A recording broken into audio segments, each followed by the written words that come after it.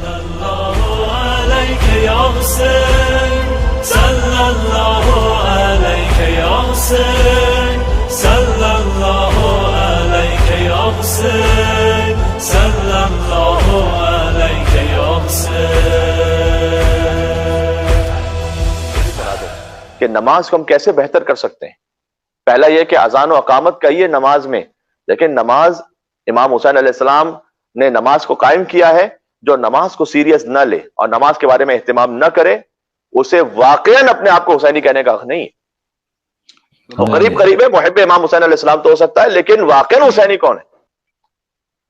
آپ نماز کو سیریس لیجیے، اذان و اقامت کہیے پھر نماز پڑھیے. اذان و اقامت کہہ کے نماز پڑھیں گے تو اس سے فائدہ کیا ہوگا؟ آپ چاہے فرادہ نماز پڑھیں، میں اس کی بات کہہ رہا ہوں. اذان و اقامت فرادہ نماز میں بھی کہیے اور پھر نماز پڑھیے. اس کا فائدہ یہ ہوگا کہ فرشتوں کی 2 صفیں اللہ مشرق سے مغرب تک آپ کے پیچھے لگا دے گا جو آپ کے ساتھ نماز پڑھ رہے ہوں گے اگر آپ نے اذان و اقامت کہہ کے نماز پڑھی ہے. تو دوسرا پوائنٹ کیا ہے؟ نماز کی آپ آخری رکعت میں، آپ نماز کو بہتر بنانا چاہتے ہیں، پہلے میں نے کہا اذان و اقامت کو پڑھیے تاکہ ملائکہ کی 2 صفیں اللہ آپ کے پیچھے لگا دے. دوسرا پوائنٹ یہ کہ نماز کی آخری رکعت کے رکوع میں ہو سکے تو سبحان ربی العظیم و بحمدہ جو آپ رکوع میں پڑھتے ہیں اس کے بعد درود پڑھیں گے اللہم صلی علی محمد و آل محمد وعجل فرجہم، ساتھ میں پڑھیں سبحان اللہ آخری رکوع میں. اس لیے کہ وعجل فرجہم آخری رکوع میں پڑھنا آپ کو وحشت قبر سے بچا لے گا.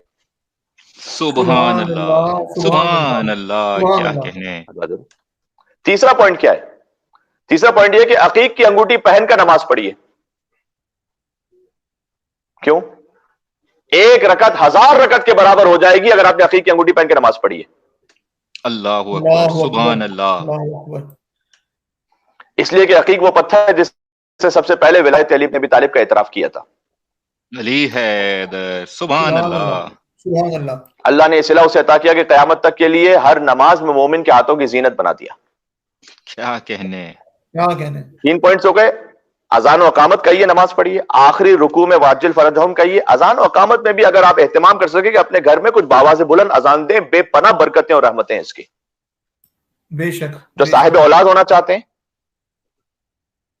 کم از کم ہسبینڈ گھر میں باواز بلند اذان دیں اس نیت کے ساتھ کہ اللہ سبحانہ و تعالیٰ اولاد عطا فرمائے. وسعت رزق آپ چاہتے ہیں، کسی جاب کی تلاش میں ہیں، کسی اور پوزیشن تک پہنچنا چاہتے ہیں، آپ گھر میں باواز بلند اذان دینا شروع کیجئے. دیکھیے اللہ سبحانہ و تعالیٰ خدا کی توحید کے نام پر، مصطفیٰ کی رسالت کے نام پر، مولا علی کی ولایت کے نام پر آپ کے کاموں کو کیسے حل فرماتا ہے. سبحان اللہ سبحان اللہ سبحان اللہ. 4تھ پوائنٹ کیا ہے؟ ہو سکے تو مسواک ورنہ عام برش کر کے نماز پڑھیے. انشاءاللہ 70 رکعت سے زیادہ کا ثواب عطا ہوگا اگر آپ برش کر کے نماز پڑھیں. سبحان اللہ. ہائیجین بھی ہے، نماز کا ثواب بھی زیادہ ہے. سمپل پوائنٹس ہیں یہ، بہت سمپل میں بتا رہا ہوں آپ کو. 5ویں یہ کہ پہلی رکعت میں الحمد کے بعد سورہ قدر کو پڑھیے. سورہ الحمد کے بعد آپ کوئی بھی سورہ پڑھ سکتے ہیں، لیکن اگر آپ سورہ قدر کو پڑھیں گے تو یہ آپ کے گناہوں کو معاف کروا دے گا. اگر آپ کر سکتے ہیں انا انزلناہ فی لیلۃ القدر وما ادراک ما لیلۃ القدر لیلۃ القدر خیر من الف شہر تنزل الملائکۃ والروح فیہا باذن ربہم من کل امر سلام ہی حتی مطلع الفجر. یہ سورہ آپ اچھی طرح سے صحیح قرأت میں پڑھ سکتے ہیں تو پڑھیں. ایک اور کام یہ بھی کیجئے کہ جب وضو کر رہے ہو نا اس وقت بھی سورہ قدر کو پڑھیے. کربلا معلیٰ میں ہم حرم سے باہر نکلے، 40 جو آخری سال تھا ہمارا 40 پر 2019 میں مشرف جب ہوا تھا، اس کے بعد 2 سال سے تو پینڈیمک کی وجہ سے حاضری نہیں ہو پائی، اور اس بار تو واقعا دل بہت زیادہ تڑپتا رہا. اللہ تعالیٰ سے دعا ہے کہ جلد سے جلد مولا اپنے حرم میں بلائیں انشاءاللہ. تو جب ہم کربلا معلیٰ میں ذریعے امام حسین علیہ السلام سے باہر نکلے اور پھر وضو خانے میں گئے ہم، تو وضو پہ ہم نے دیکھا کہ وہاں پر یہ حدیث لکھی ہوئی تھی. امام حسین علیہ السلام کے حرم کے باہر جو وضو خانہ ہے اس میں حدیث لکھی ہوئی تھی، اور وہ حدیث لکھی ہوئی تھی کہ جو وضو کرے اور سورہ انا انزلنا کو دوران وضو پڑھے، ابھی اس کا وضو ختم ہوگا کہ اللہ اسے ایسا شمار کرے گا کہ جیسے شکم مادر سے وہ بچہ جو ابھی ابھی متولد ہوا ہو جس کے نامہ اعمال میں کوئی گناہ ہی موجود نہ ہو. سبحان اللہ سبحان اللہ. بر محمد اہل بیت محمد صلوات. اللهم صل على محمد وعلى محمد وعجل فرجها. سبحان اللہ. تو یہ مختصر پوائنٹس اور ٹپس آپ کو سمجھ میں آ رہی ہیں. دین 6واں پوائنٹ یہ ہے کہ وضو کرتے ہوئے کلی کیجیے اور ناک پہ پانی ڈالیے. مستحب ہے یہ کام، ویسے مومنین ماشاءاللہ کرتے ہیں. تو یہ آپ کو شیطان رجیم کے غلبے سے بچا لے گا.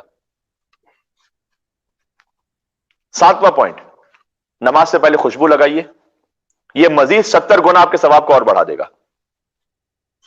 سبحان اللہ.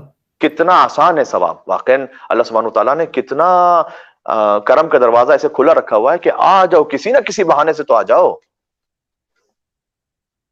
اور 8واں اور آخری آج کے تک پوائنٹ کہ آپ نماز کے فوراً بعد تسبیح پڑھیے، تسبیح زہرا سلام اللہ علیہا، یہ 1000 نفل رکعتوں سے افضل اور بہتر ہے نماز کے بعد بی بی کی ایک تسبیح پڑھنا. سبحان اللہ، سبحان اللہ. سبحان اللہ. امام کا کلام ہے کہ ہم جیسے اپنے بچوں کو واجب نماز سکھلاتے ہیں، ویسے ہی اپنے بچوں کو ہماری دادی فاطمہ زہرا کی تسبیح سکھلاتے ہیں.